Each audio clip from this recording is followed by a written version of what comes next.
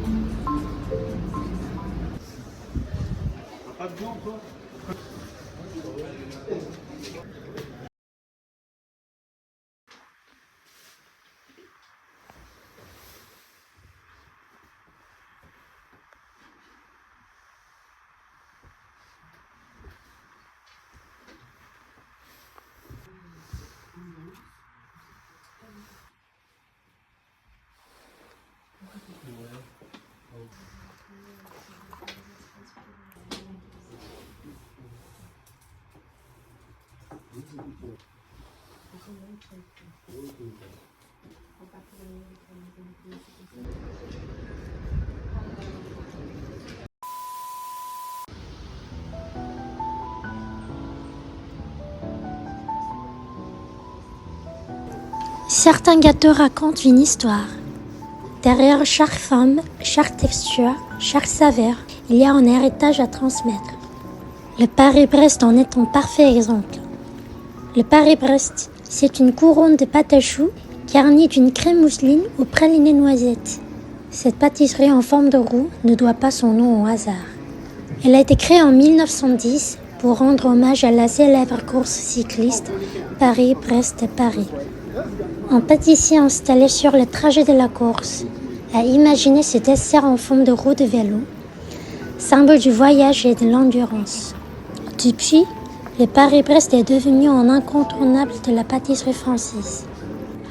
Aujourd'hui, je vais vous emmener dans une pâtisserie réputée pour son Paris-Brest. J'aimerais prendre un Paris-Brest Mia pour une personne.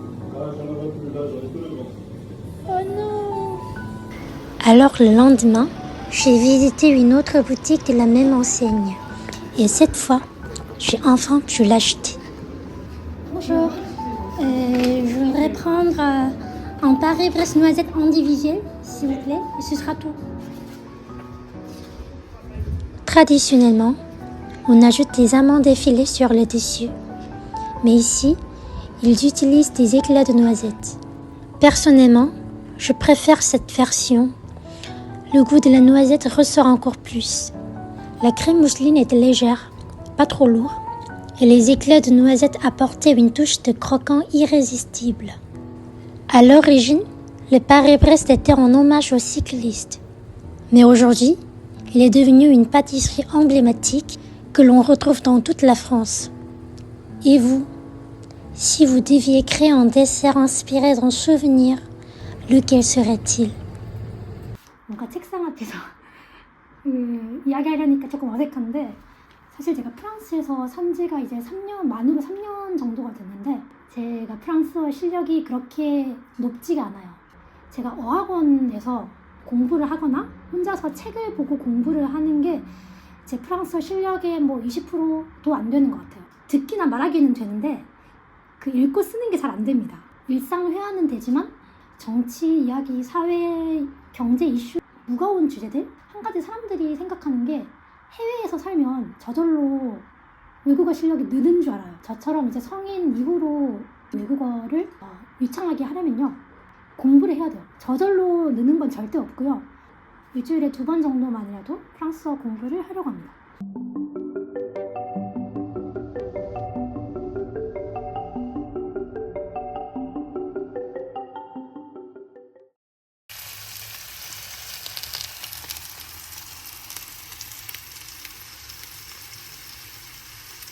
감성 따윈 없어요. 그냥 설거지 귀찮아가지고 접시에 다 때려놓고 먹습니다. bon appétit.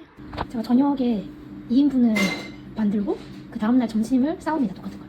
대파 삼겹살 간장 파스타 맛있어요. bon appétit.